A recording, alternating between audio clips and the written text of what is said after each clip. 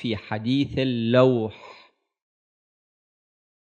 الله سبحانه وتعالى يقول في هذا الحديث: وجعلت حسينا خازن وحيي.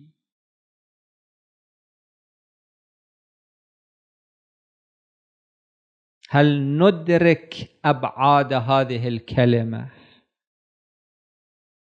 ما هو مبدأ الوحي وما هو منتهى الوحي؟